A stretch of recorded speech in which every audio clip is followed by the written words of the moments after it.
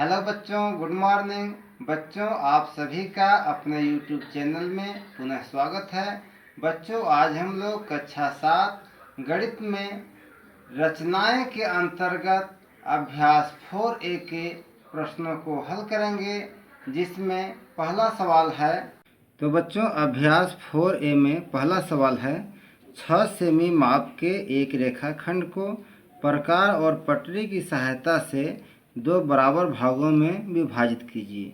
तो हम क्या करेंगे कि सर्वप्रथम एक हम रेखाखंड खींचेंगे जिसका माप रहेगा 6 सेंटीमीटर। ठीक है, तो हम यहाँ से स्केल की सहायता से एक रेखाखंड AB जो है 6 सेंटीमीटर का मैंने खींच दिया। अब इसका हम नामकरण कर देंगे, यहाँ बिंदु A रख देंगे और फिर यहाँ पर बिंदु B रख देंगे। अब क्या करना है कि इस रेखाखंड AB को दो बराबर भागों में हमें बांटना है। तो हम क्या करेंगे कि हम सर्वप्रथम A को केंद्र मानेंगे और इस AB की दूरी का आधा से अधिक दूरी की त्रिज्या लेकर के हम एक जो है अर्धवृत्त का चाप खींचेंगे। इस तरह से ऐसे हम एक चाप खींच दिए और पुनः इस त्रिज्या को बिना डिस्टर्ब किए हम इसे B बिंदु पर रखेंगे नोक को, और एक दूसरा चाप खींचेंगे AB के दोनों तरफ, यानी अर्धवृत्त का चाप। ठीक है ना। तो आप देख रहे हैं कि ये जो दूसरा चाप है पहले चाप को दो जगह पर काट रहा है। एक AB के ऊपर काटा जिसका नाम हम C रख दिए, और AB रेखा के नीचे काट दिया जिसका नाम हम D रख दिए। ठीक है ना। अब इस C और D को हम आपस में मिला देंगे इस तरह से, ये ऐसे हम मिला दिए। तो आप देख रहे हैं कि इस AB रेखाखंड को जो CD रेखाखंड है यहाँ बिंदु O पर क्या किया, काट दिया। ठीक है ना। तो ये जो बिंदु O है यह AB रेखाखंड को क्या किया, इस बिंदु पर यहाँ इसे दो भागों में बांट दिया। ठीक है ना। अब ये रेखाखंड हो गया AO और रेखाखंड BO। तो बच्चों, इस तरह से हमारा पहला सवाल जो है हल हो गया।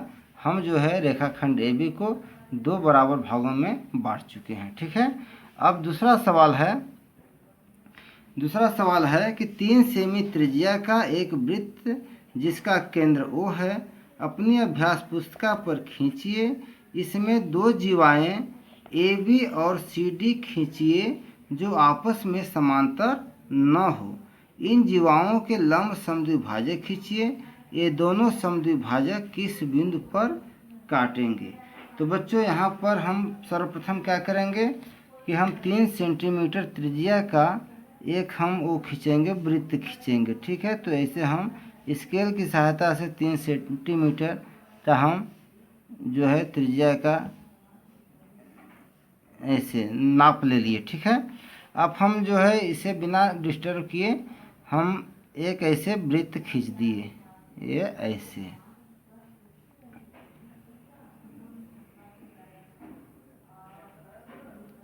अब यहाँ कह रहा है कि हम दो जीवा खींचें। ठीक है ना, जो आपस में समांतर न हो।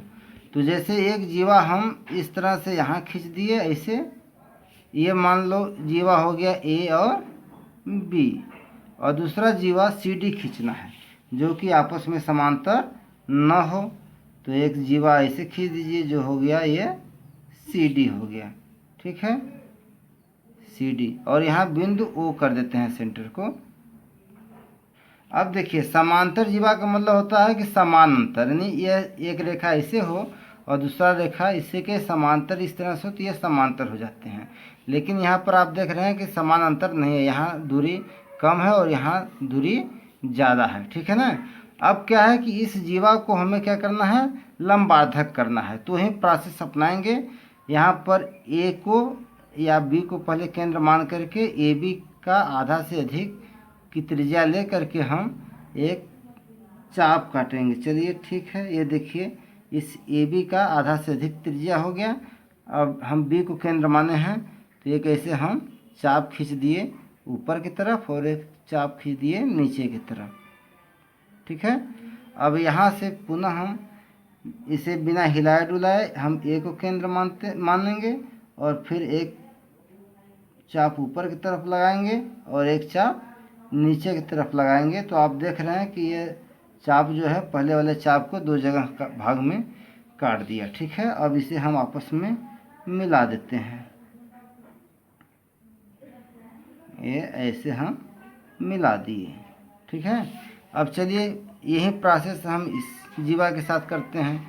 तो हम आधा से अधिक दूरी की त्रिज्या लेकर के बिंदु सी को जो है हम केंद्र मान करके एक चाप ऐसे काटते हैं ऊपर की तरफ, सीधी रेखा के ऊपर और एक नीचे इधर दोनों साइड में। ठीक है, अब फिर पुनः डी को केंद्र मानेंगे और डी को केंद्र मान करके फिर एक चाप काटेंगे ये ऐसे और फिर यहाँ पर ऐसे। तो आप देखें कि यहाँ जो कटान बिंदु है उसे हम अब मिला रहे हैं। ठीक है, तो जब इस कटान बिंदु को हम मिलाएंगे ऐसे, अब यहाँ पर क्या करें कि हम इस दूरी को बढ़ाएं और तो आप देखेंगे कि दोनों जो है अब इस दूरी को हम बढ़ा रहे हैं क्रमशः। तो आप देख रहे हैं कि ये कहाँ होकर के जा रही है, ये दोनों जो है बिंदु ओ से होकर के गुजर रही हैं। ठीक है, तो यही सवाल है इसमें कि जब लंबार्धक करेंगे तो दोनों समद्विभाजक किस बिंदु पर काटेंगे, तो दोनों समद्विभाजक जो एक ये रेखा है और एक ये रेखा है, यही दोनों समद्विभाजक रेखा है और बिंदु ओ पर काट रहे हैं एक दूसरे को। ठीक है, कहाँ काट रहे हैं, बिंदु ओ पर काट रहे हैं। तो एक तरह से हमारा ये दूसरा सवाल भी हल हो गया। अब चलते हैं तीसरे सवाल पर। बच्चों, तीसरा सवाल है कि 8 सेमी माप के रेखाखंड को 4 बराबर भागों में बांटिए। तो हम इस तरह से तीसरा सवाल लगाएंगे। सर्वप्रथम हम क्या करेंगे कि एक 8 सेंटीमीटर का रेखाखंड खींचेंगे। तो यहाँ से स्केल की सहायता से हम एक 8 सेंटीमीटर का रेखाखंड खींच दिए और इसका हम नाम रख दिए ए और बी। अब हम क्या करेंगे, इस ए बी को समद्विभाजित करेंगे। तो हम ए बी रेखाखंड के आधे से अधिक का त्रिज्या लेकर के बिंदु ए को केंद्र मान करके एक हम चाप ऊपर की तरफ काट देंगे और एक चाप नीचे तरफ काट देंगे। फिर पुनः बी को केंद्र मानेंगे और एक चाप ऊपर की तरफ काटेंगे, एक चाप नीचे की तरफ काटेंगे। अब इसे हम आपस में मिला देंगे। तो जब मिला देंगे तो ये जो रेखाखंड हो गया, अगर हम इसका नाम रख देते हैं यम और यम, तो यम और एन, तो ये यमन रेखाखंड जो है ए बी रेखा को 2 बराबर भाग में बांट दिया। अब यहाँ जहाँ पर ये काटा है ए बी रेखाखंड को, इसका नाम हम रख देते हैं, क्या रख दें, चलिए ओ रख देते हैं। ठीक है, तो ये ए ओ हो गया और ओ बी हो गया। अब हम ए ओ को 2 बराबर भाग में बांटेंगे। तो पहले हम ए को केंद्र मान लेते हैं। ऐसे आप स्वतंत्र हैं, चाहे ए को केंद्र मानिए चाहे ओ को केंद्र मानिए, कोई फर्क नहीं पड़ता है।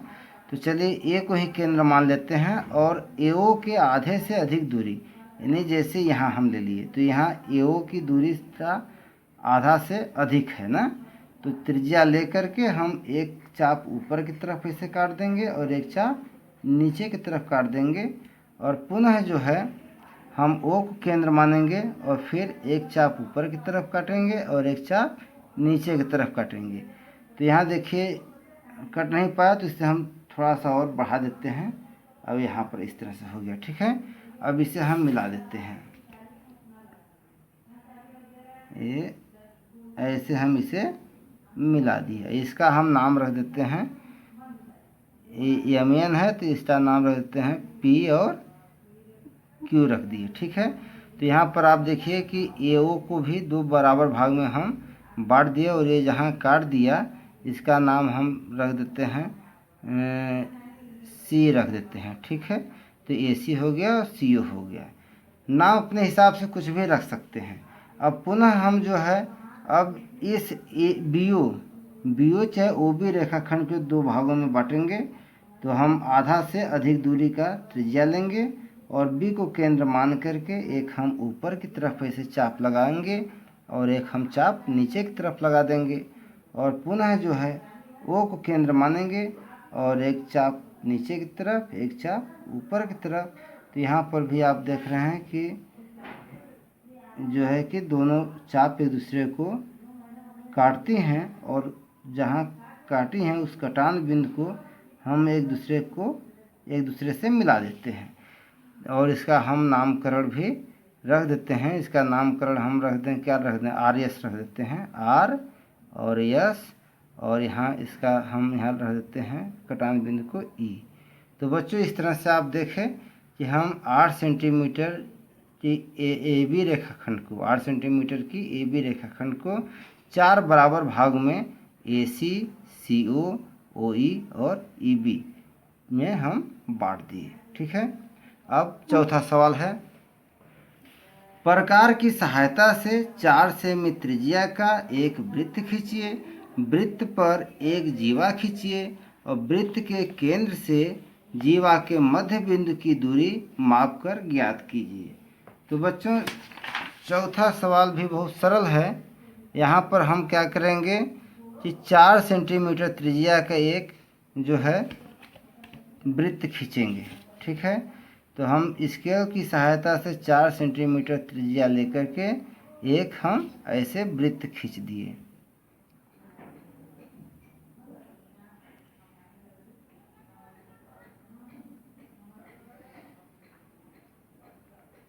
एक वृत्त खींच दिए। अब कह रहा है इसका हम नाम लिख देते हैं यहाँ सेंटर का ओ। ठीक है। अब क्या है कि अब कह रहा है इसमें सवाल में कि एक हम जीवा खींचेंगे और उस जीवा से बिंदु ओ की दूरी नाप करके लिखेंगे। तो यह जीवा हम नीचे कहीं भी आप खींच सकते हैं। तो एक जीवा ऐसे खींच देना है, इसका नाम आप ए बी रख दीजिए, ए और बी। अब यहाँ बिंदु ओ है ना, और ओ से हमें क्या करना है, वृत्त की केंद्र ओ से जीवा के मध्य बिंदु की दूरी मापकर ज्ञात करना है। तो हम पहले मध्य बिंदु ज्ञात करेंगे कि इस जीवा का मध्य बिंदु कहाँ है। ठीक है। तो मध्य बिंदु ज्ञात करने के लिए वही इसका हम ए बी का क्या करेंगे, लंबार्धक करेंगे। तो लंबार्धक करेंगे तो आधा से अधिक दूरी लेकर के एक ऊपर चाप लगाएंगे और एक नीचे की तरफ चाप लगाएंगे।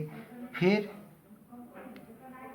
एक को केंद्र मान करके ऊपर नीचे लगा दिए चाप।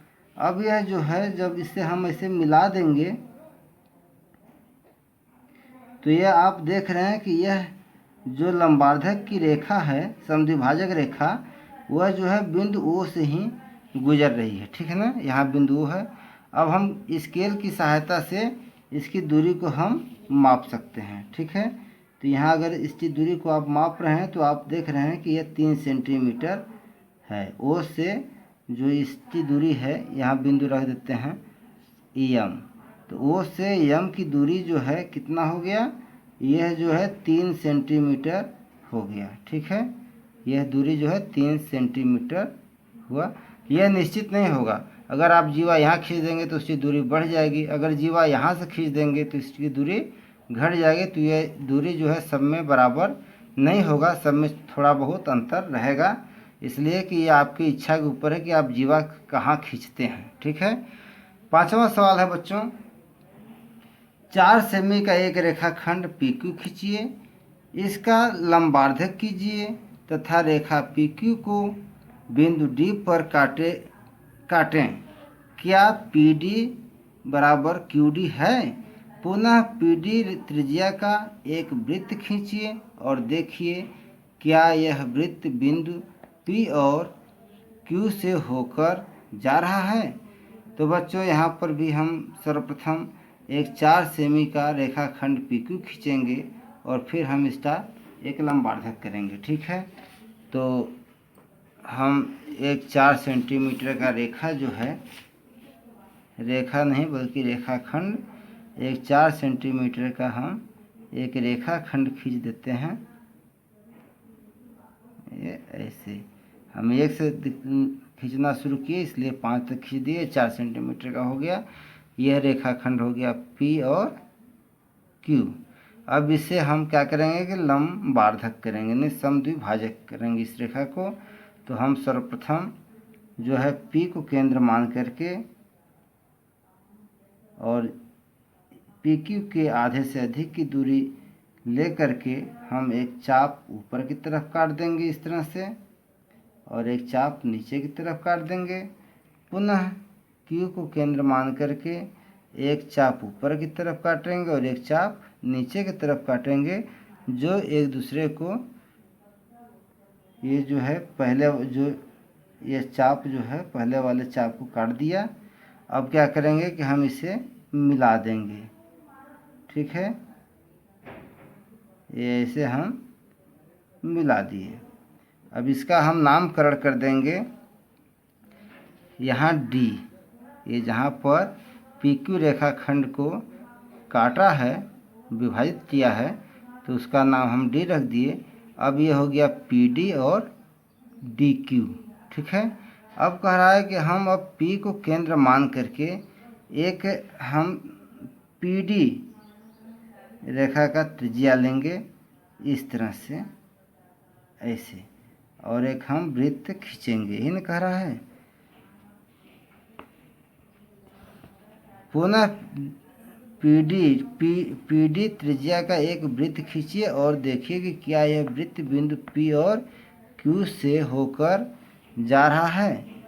तो आप जब इसे केंद्र मानना है ना, और आप जब इसको केंद्र P को केंद्र नहीं मानना है, D को केंद्र मान करके हमें एक PD त्रिज्या का एक हमें वृत्त खींचना है।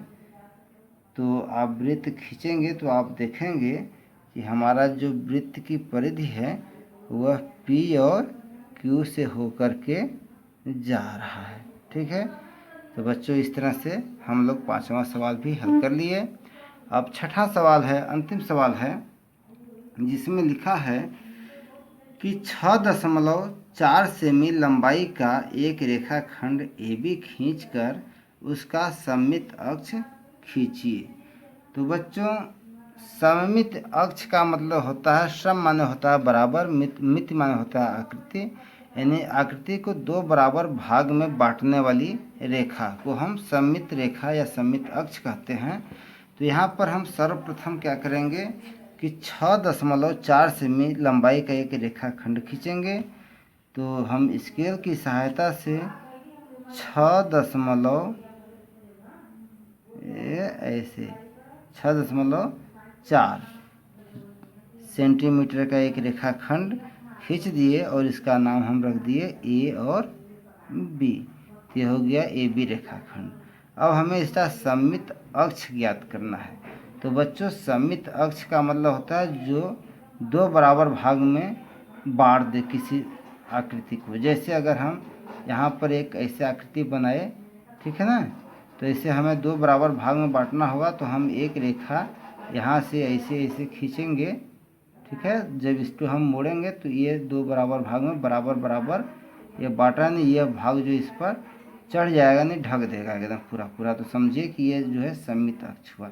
अगर इसे आप ऐसे खींचेंगे तो आप देख रहे हैं कि इससे हम दो बराबर भाग में नहीं बांट पा रहे हैं, ठीक है ना। तो यह हमें AB रेखा का सममित अक्ष ज्ञात करने के लिए हमें इसका भी एक लंबार्धक ज्ञात करना होगा। तो हम चलिए B को केंद्र मान लेते हैं और इस AB रेखाखंड के आधे से अधिक का त्रिज्या लेकर के एक हम जो है ऐसे ऊपर की तरफ चाप लगाएंगे। सॉरी, ये हिल गया थोड़ा सा, ऊपर की तरफ ऐसे चाप लगाएंगे और एक चाप नीचे की तरफ लगाएंगे। फिर हम A को केंद्र मान करके पुनः चाप काटेंगे। तो देखिए इससे यह जो है पहले वाले चाप को दो जगह काट देता है, और जब इसे हम ऐसे मिला देंगे तो यह जो है यही एक सममित अक्ष बन जाती है। अगर इसका हम नाम रख दें, क्या रख दें, चलिए XY रख देते हैं ऐसे। तो ये जो XY रेखाखंड है यह AB रेखा का सममित अक्ष है। अगर हम इसे यहाँ से फोल्ड करेंगे तो यह ऐसे जब फोल्ड करेंगे तो यह मुड़ करके इस पर आकर के इसे दो बराबर मतलब इससे ढक लेगा, अर्थात यह ए बी रेखाखंड के दो बराबर भाग में बांट देगा। कौन सा रेखा है? X y. तो एक्स वाई जो हुआ यह रेखाखंड ए बी का सममित अक्ष हुआ। ठीक है बच्चों, तो जहाँ तक मुझे आशा है कि आप लोगों को यह वीडियो पसंद आया होगा। अब फिर मिलेंगे हम नेक्स्ट वीडियो में। तब तक के लिए आप सभी को बहुत बहुत धन्यवाद।